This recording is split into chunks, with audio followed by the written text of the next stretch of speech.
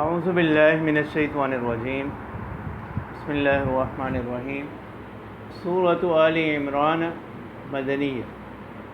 سورہ آل عمران یہ مدنی صورت ہے، مدینہ منورہ میں نازل ہوئی، اور ترتیب توقیفی کے اعتبار سے یعنی جو قرآن پاک کی موجودہ ترتیب ہے یہ بھی منزل من اللہ ہے، تو ترتیب توقیفی کے اعتبار سے یہ تیسری صورت ہے قرآن پاک کی، اور نزول کے اعتبار سے 1:90۔ ٹھیک ہے، نزولی اعتبار سے یہ جو صورت ہے مدینہ منورہ میں نازل ہوئی، اور اس کا جو نزولی نمبر ہے وہ کیا ہے 1:90، اور اس کی 200 آیات اور 20 رکوع ہیں۔ سورہ بقرہ کے تو 40 رکوع ہے اور 286 آیات تھیں، اس کی آیات جو ہیں وہ 200 آیات اور 20 رکوع ہیں۔ ٹھیک ہے، اور سورہ بقرہ جو ہے یہ قرآن پاک کی طویل ترین صورت ہے۔ ٹھیک ہے، یہ اس سے تقریباً نصف ہے یہ جو صورت سورہ بقرہ سے۔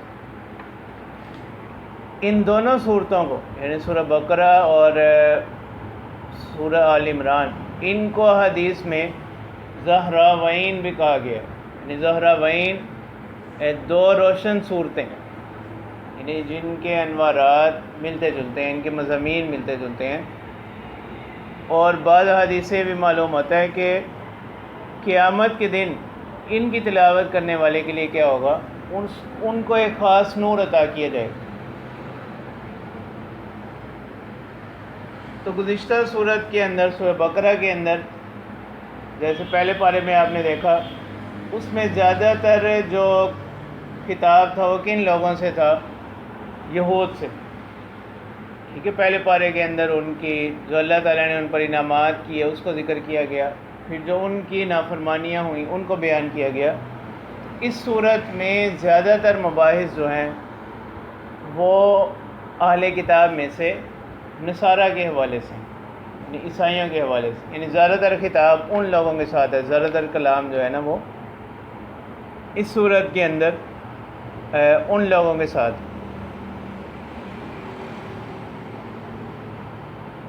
اس صورت میں پھر اس کا جو اس صورت کا شان نزول ہے اس کے بارے میں بعض روایات میں آتا ہے کہ نصارہ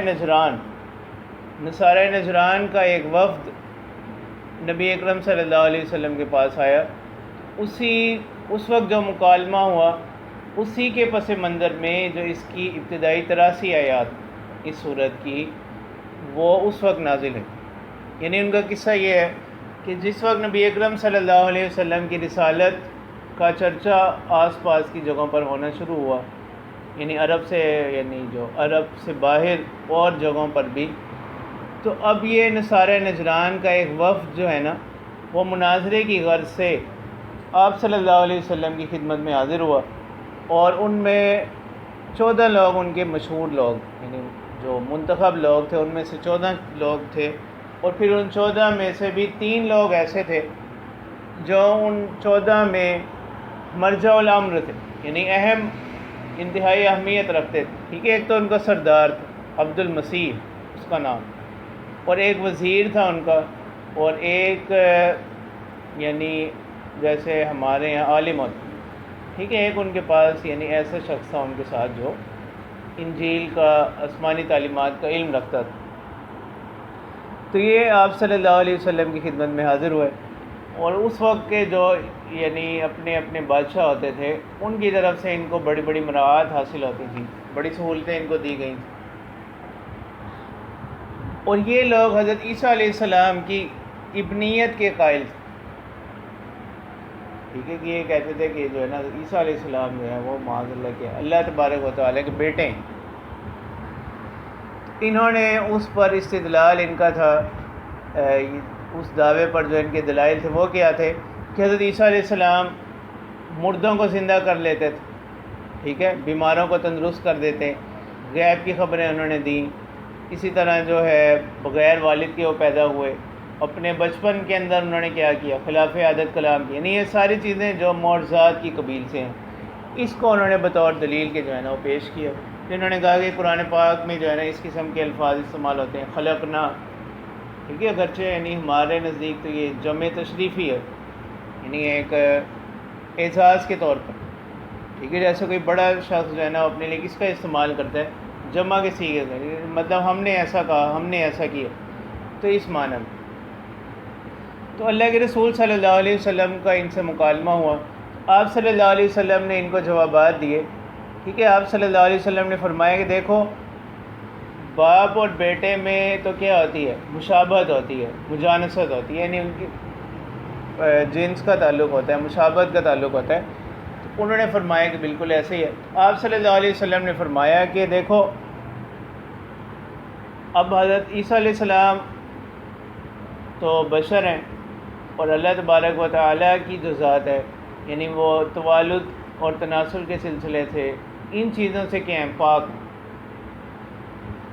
اسی طرح پھر آپ صلی اللہ علیہ وسلم نے فرمایا کہ جیسے آیت الکرسی میں بھی بیان کی گئی صفات، الحی القیوم، کہ اللہ تبارک و تعالیٰ کی ذات تو کیا ہے، وہ زندہ ہیں، چیزوں کو تھامے ہوئے ہیں، جبکہ عیسیٰ علیہ السلام کو تو کیا آئے گی، موت آئے گی۔ علیہ السلام کا عقیدہ یہ ہے نا کہ حضرت عیسیٰ علیہ السلام کو زندہ آسمانوں پر اٹھایا گیا، قرب قیامت میں ان کا دوبارہ کیا ہوگا، نزول ہوگا، اور پھر ان کو وفات بھی آئے گی، فی الوقت جو ہے نا وہ زندہ آسمانوں پر اٹھائے گا۔ انہوں نے اس بات کو بھی تسلیم کیا۔ پھر آپ نے فرمایا کہ اللہ تبارک و تعالیٰ تو ہر چیز کو تھامے ہوئے، اس کی نگہبانی کر رہے ہیں، تو آپ یہ بتائیں کہ کون سی ایسی چیزیں ہیں کہ کیا عیسیٰ علیہ السلام ان میں سے کسی چیز پر قدرت رکھتے ہیں؟ انہوں نے فرمایا کہ نہیں۔ پھر اللہ کے رسول صلی اللہ علیہ وسلم نے فرمایا کہ دیکھو، اللہ تعالیٰ کے علم سے کوئی چیز مخفی نہیں، یعنی علم ذاتی جو ہے وہ صرف کس کا خاص ہے، اللہ تبارک و تعالیٰ کی ذات ہے، ذات کا ہے، اور حضرت عیسیٰ علیہ السلام کو جو علم دیا گیا وہ اللہ تعالیٰ کی طرف سے کیا عطا کردہ۔ پھر آپ نے فرمایا کہ اللہ تبارک و تعالیٰ یعنی ان چیزوں سے ان جو کس کی طرف، احتیاج کی طرف لے جاتی ہیں، ان سے کیا ہیں، پاک ہیں، جبکہ عیسیٰ علیہ السلام کے بارے میں تو آتا ہے کہ وہ کیا کرتے، کانا یأکلان طعام، وہ کھانا بھی کھاتے، یعنی ان کو بھوک بھی لگتی تھی، وہ کھانا، مطلب جو حوائج بشریہ ہوتی ہیں وہ ان کو لاحق ہوتی، اور اللہ تبارک و تعالیٰ تو ان چیزوں سے کیا ہیں، پاک۔ اسی طرح عیسیٰ علیہ السلام اگرچہ بغیر والد کے پیدا ہوئے، لیکن ان کی پیدائش جو ہے وہ کس طریقے پر ہوئی، یعنی جو پیدائش کا ایک معتاد، ایک عادتاً طریقہ چلا آ رہا ہے، اسی طریقے پر وہ کیا ہوئے ہیں، پیدا ہوئے ہیں۔ انہوں نے اس چیز کو بھی تسلیم کیا۔ پھر اللہ کے رسول صلی اللہ علیہ وسلم نے فرمایا کہ جب آپ کو ان سب باتوں کا اقرار ہے تو پھر ایمان کیوں نہیں لے کے آتے؟ اب یہ بتائیں کہ وہ خدا یا خدا کے بیٹے کیسے ہو سکتے ہیں؟ ان سب نے بھی ان چیزوں کا اگرچہ اقرار کیا اور وہ حق کو پہچانتے بھی تھے، لیکن باوجود جو ہے نا عناد کے اور ان جو مناصب کے اور جو مفاد ان کو حاصل ہو رہے تھے، اس وجہ سے وہ لوگ کیا نہیں لے کر آئے، ایمان نہیں لے کر آئے۔ لیکن ان میں سے بعض لوگوں نے اس چیز کا اقرار بھی کیا کہ ہمیں جو ہے نا یعنی بڑی بڑی مناصب اور ریاستیں، جاگیریں ملی ہوئی ہیں، اس وجہ سے ہم اس کو کیا نہیں کرتے، یعنی آپ کو ہم اس وجہ سے کیا نہیں کرتے، تسلیم نہیں کرتے آپ کی رسالت۔ اس موقع پر جو ہے نا اس صورت کی آیات نازل ہیں۔ تو اللہ تبارک و تعالیٰ فرماتے ہیں الف لام میم، ٹھیک ہے، یہ حروف مقطعات میں سے ہیں، اور راجح قول کے مطابق یعنی یہ متشابہات میں سے ہیں، اور ان کی معنی جو ہے نا وہ اللہ ہی کو معلوم۔ اللہ لا الہ الا هو الحی القیوم، تو یہاں سے یعنی اس کا آغاز کس سے کیا گیا، توحید کے اس بات سے، یعنی اللہ تبارک و تعالیٰ کی ذات، ان کے سوا کوئی معبود نہیں، الحی القیوم، وہ زندہ ہیں، چیزوں کو تھامے ہوئے ہیں، نزل علیک الکتاب بالحق، اب یہاں سے کیا ہے، اس بات رسالت کہ وہی ذات ہے جس نے اتارا آپ پر کتاب کو بالحق کی، ٹھیک درست، مصدقا لما بین یدیہ، تصدیق کرنے والی ہے اپنے سے پہلوں کی، وانزل التوراۃ والانجیل، اور وہی ذات ہے جس نے اتارا کس کو، تورات اور انجیل۔ ٹھیک ہے، اب یہاں کیا اختلاف سیغوں کا اختلاف ہے کہ اللہ تبارک و تعالیٰ نے جب کس کا ذکر کیا، اس کتاب کا جو آپ صلی اللہ علیہ وسلم پر اتاری گئی، وہاں کون سا سیغہ ہے؟ نزل. اور تورات اور انجیل کے بارے میں جب ذکر فرمایا تو وہاں کیا ہے؟ انزل. ٹھیک ہے، تو یہ سیغوں کی تعبیر کا جو اختلاف ہے، تو تورات اور انجیل یہ ایک بار کی نازل ہیں، ایک ہی مرتبہ میں، اسی کے مناسب جو ہے نا وہ انزلہ کا لفظ استعمال ہوا. اور قرآن پاک جو ہے وہ آپ صلی اللہ علیہ وسلم کے قلب اطہر پر وہ یعنی آہستہ آہستہ جیسے ضرورت ہوتی گئی نازل ہوتا گیا، اس کے مناسب جو ہے نا وہ نزلہ کا لفظ لائے گیا. یہ نزلہ یا نزل و تنزیل کے معنی یہ ہوتے ہیں کہ جو چیز تدریجاً نازل ہو. من قبل ہدی للناس وانزل الفرقان، یعنی اللہ تبارک و تعالیٰ نے اتارا تورات اور انجیل کو من قبل، اس سے پہلے یعنی قرآن پاک سے پہلے، ہدی للناس وانزل الفرقان، ہدایت لوگوں کے واسطے، اور اتارا اس نے کس کو؟ تورات. فرقان یعنی ایک اضافی صفت بیان کی گئی تورات. ان الذین کفروا بآیات اللہ لہم عذاب شدید، بے شک وہ لوگ جنہوں نے کفر کیا، اللہ کی آیات کا انکار کیا، ان کے لیے سخت عذاب ہے. واللہ عزیز ذو انتقام، اور اللہ تبارک و تعالیٰ کی ذات کیا زبردست ہیں، ذو انتقام یعنی منتقم ہے، انتقام لینے والے ہیں. اگرچہ کسی مسئلے سے اللہ تبارک و تعالیٰ یعنی نافرمانیوں پر فوری پکڑ نہیں کرے، تو یعنی اللہ کی ڈھیل سے کوئی کسی دھوکے میں نہ آئے. ان اللہ لا یخفی علیہ شیء فی الارض ولا فی السماء. اب اسی مضمون کو اس آیت میں بیان کیا جا رہا ہے کہ اللہ تبارک و تعالیٰ فرماتے ہیں کہ اللہ تعالیٰ سے کوئی چیز مخفی نہیں ہے، پوشیدہ چھپی ہوئی نہیں ہے، آسمانوں میں اور نہ ہی زمین میں اور نہ ہی آسمانوں میں. هو الذی یصورکم فی الارحام کیف یشاء، وہی ذات ہے جو تمہاری تصویر بناتی ہے، یعنی تمہاری تخلیق کرتی ہے پھر الارحام رحموں میں، کیف یعنی ماؤں کے پیٹ میں، کیف یشاء جیسے وہ چاہتے ہیں. ٹھیک ہے، اب یہ بھی اللہ تبارک و تعالیٰ کی ایک صنعت اور کاریگری ہے کہ تمام انسان یعنی دنیا میں ایک بہت بڑی تعداد میں انسان کیا موجود، یعنی سب اعضاء ایک جیسے ہیں، دو ہاتھ ہیں، ناک ہے، کان ہے، شکل ہے، چہرہ ہے، آنکھیں ہیں، لیکن ہر شخص کی شکل دوسرے سے کیا ہے؟ مختلف. ٹھیک ہے، یعنی یہ خود اللہ تعالیٰ کی قدرت کی ایک بہت بڑی دلیل ہے، خود انسانی وجود. لا الہ الا هو العزیز الحکیم، وہی ذات ہے کہ ان کے سوا کوئی معبود نہیں، زبردست ہیں، حکمت والے ہیں. هو الذی انزل علیک الکتاب، وہی ذات ہے کہ جس نے اتاری آپ پر کتاب. منہ آیات محکمات، ان میں سے بعض آیات تو ایسی ہیں جو کہ واضح ہیں، محکم ہیں، اس کے معنی آگے آ جائیں گے. اور ہن ام الکتاب، وہی اصل کتاب ہیں. وَأُخَرُ مُتَشَابِهَاتٌ، یعنی اصل کتاب سے مراد یہ کہ ان میں سے ان کا تعلق ہے کس کے ساتھ؟ ان پر ایمان کے ساتھ، ان پر عمل کے ساتھ، یہ معنی. وَأُخَرُ مُتَشَابِهَاتٌ، اور دوسری قسم کی جو آیات ہیں وہ کیا ہیں؟ متشابہات ہیں. فَأَمَّا الَّذِينَ فِي قُلُوبِهِمْ زَيْغٌ فَيَتَّبِعُونَ مَا تَشَابَهَ مِنْهُ ابتغاء الفتنة وابتغاء تأویلہ. ٹھیک ہے، اب یہاں سے جمہور کا مذہب جو ہے نا وہ ثابت ہوتا ہے متشابہات سے متعلق. اللہ تبارک و تعالیٰ فرماتے ہیں وہ لوگ جن کے دلوں میں کجی ہے، ٹیڑھا پن ہے، کوئی مرض ہے، کوئی بیماری ہے، فَيَتَّبِعُونَ مَا تَشَابَهَ مِنْهُ، تو وہ پیروی کرتے ہیں، پیچھے لگتے ہیں ان چیزوں کے، ان آیات کے جو اس میں سے کیا ہیں؟ متشابہ ہیں. کیوں؟ ابتغاء الفتنة، کس کے تلاش میں؟ فتنے کی تلاش میں.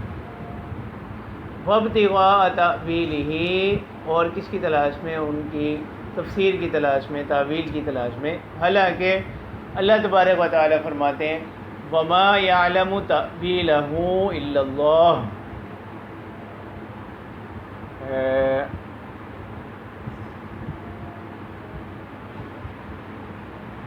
اور ان کی تعویل کو، ان کی تفسیر کو نہیں کوئی جانتا سوائے اللہ تبارک و تعالیٰ کے۔ والراسخون فی العلم، اور وہ لوگ جو علم میں پختہ ہیں، یعنی راسخون فی العلم وہ لوگ جو علم میں پختہ ہیں، علم میں پختگی رکھتے ہیں، مہارت رکھتے ہیں۔ یقولون آمنا بہ کل من عند ربنا، وہ کہتے ہیں کہ ہم ایمان لائے ان پر، یعنی جیسے اللہ نے اتارا ہم اسی طرح ان پر ایمان رکھتے ہیں، زیادہ تفصیل میں نہیں پڑھتے۔ کل من عند ربنا، یعنی یہ سب، یعنی محکمات ہوں یا متشابہ ہوں، یہ تمام ہمارے پروردگار کی طرف سے ہیں۔ وما یذکر الا اولو الالباب، اور نہیں نصیحت حاصل کرتے مگر عقل والے۔ ربنا لا تزغ قلوبنا بعد اذ ہدیتنا، اے پروردگار مت پھیر دیجیے ہمارے دلوں کو بعد اس کے کہ آپ نے ان کو کیا کر دی، اذ ہدیتنا، آپ نے ہمیں رہنمائی عطا کی، ہدایت عطا کی۔ وہب لنا من لدنک رحمہ، اور عطا کیجیے، وہب یہب سے امر، وہب لنا، اور ہم کو عطا کیجیے، من لدنک رحمہ، اپنی جناب سے رحمت، مہربانی۔ انک انت الوہاب، ٹھیک ہے، آپ نے نحو وغیرہ میں پڑھا ہوگا کہ عندہ اور لدا لدن، ان کے معنی یعنی کس کے ہوتے ہیں، پاس ہونا کسی کے پاس، لیکن ان میں فرق یہ ہے کہ عندہ میں فی الحال پاس ہو یا نہ ہو، اس سے باس نہیں ہوتی۔ لدا لدن میں فی الحال اس چیز کا موجود ہونا وہ ضروری ہے۔ انک انت الوہاب، بے شک آپ کیا کرنے والے ہیں، عطا کرنے والے۔ ربنا انک جامع الناس لیوم لا ریب فیہ، اے ہمارے پروردگار بے شک آپ لوگوں کو جمع کرنے والے ہیں، اکٹھے کرنے والے ہیں ایک ایسے دن میں، لا ریب فیہ، کہ اس دن کے وقوع میں کیا نہیں ہے، کوئی شک نہیں۔ ان اللہ لا یخلف المیعاد، بے شک اللہ تبارک و تعالی وعدے کے خلاف نہیں کرتے، یعنی مطلب یہ کہ اس بات قیامت کو یہاں سے بیان کیا جا رہا ہے، ایک دن اللہ تبارک و تعالی تمام لوگوں کو کیا کریں گے، اکٹھا کریں گے۔ ٹھیک ہے، اب یہ جو آیت نمبر 7 ہے، جس میں آیات کی دو قسمیں بتائی گئیں، ایک تو محکم اور دوسری متشابہات، یعنی قرآنی آیات کی دو قسمیں ہیں، ایک تو محکمات اور دوسری متشابہات۔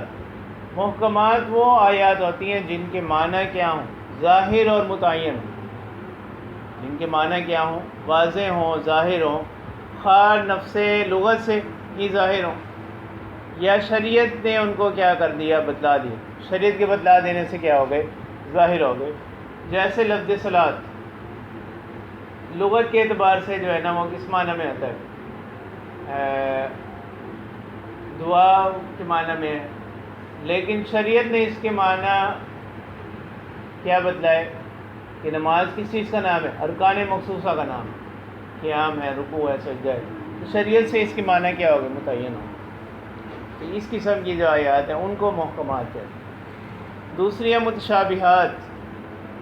متشابہات وہ آیات جن کے معنی معلوم کرنے میں اشتباہ ہو، جن کے معنی معلوم کرنے میں اشتباہ ہو۔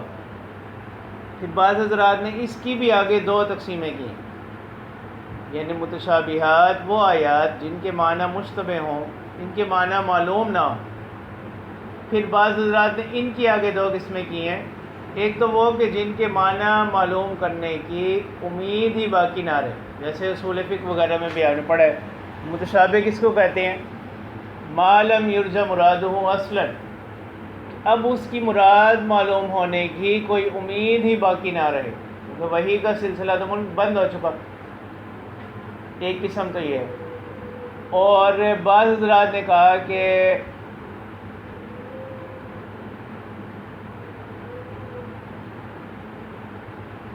وہ کہ جن کے معنی معلوم کرنے کی کیا ہو، یعنی کوئی امید باقی، یعنی ان کے نزدیک متشابہات وہ مراد لیتے ہیں وہ آیات جن میں کوئی ابہام ہو،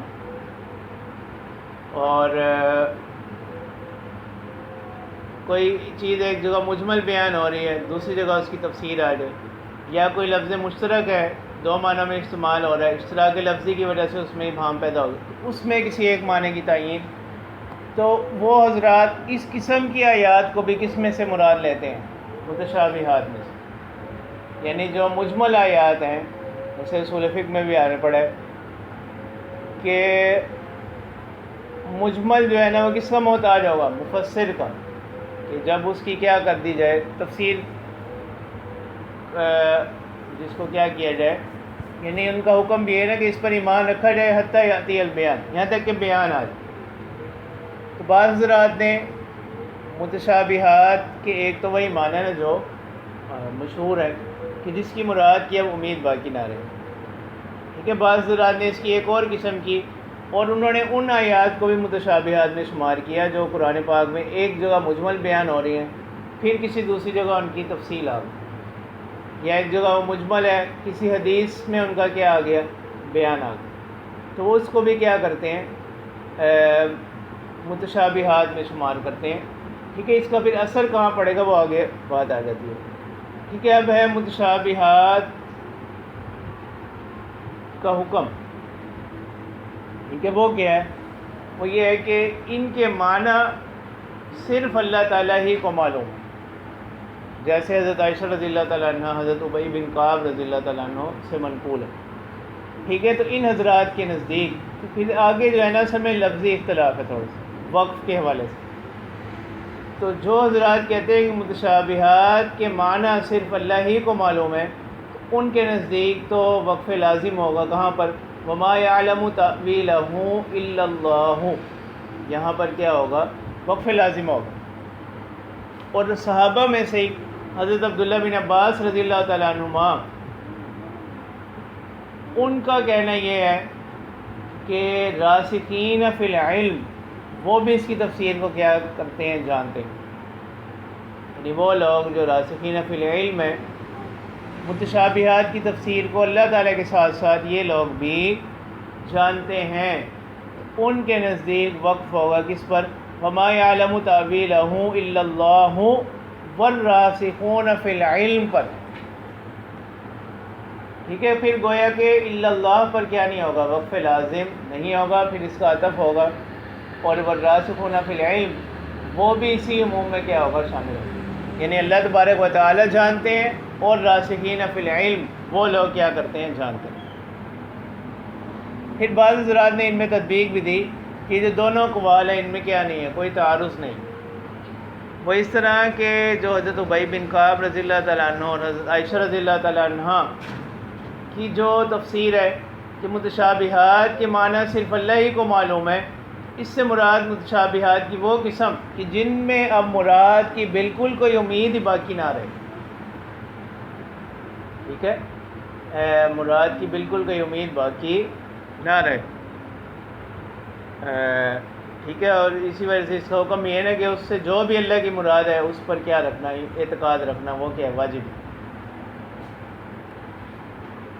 اور جو حضرات کہتے ہیں کہ ان کی تفسیر اللہ تعالیٰ کے ساتھ ساتھ راسخین فی العلم کو بھی معلوم ہے، تو وہ ان کے نزدیک یہ محمول ہوگا دوسری قسم، یعنی مجملات ہو، مجمل ہو، دوسری جگہ تفسیر آ گئی، اشتراک لفظی کی وجہ سے اشتباہ پیدا ہو گیا، تو بعض حضرات نے اس طرح جو ہے نا ان دونوں کو جمع کیا، ٹھیک ہے۔ تو یہ ہے یعنی قرآنی آیات کی دو قسمیں، محکمات اور متشابہات، ٹھیک ہے، ان کے معنی کیا اور ان کا حکم، تو یہ اس کی تفصیل آ گئی آپ کے سامنے۔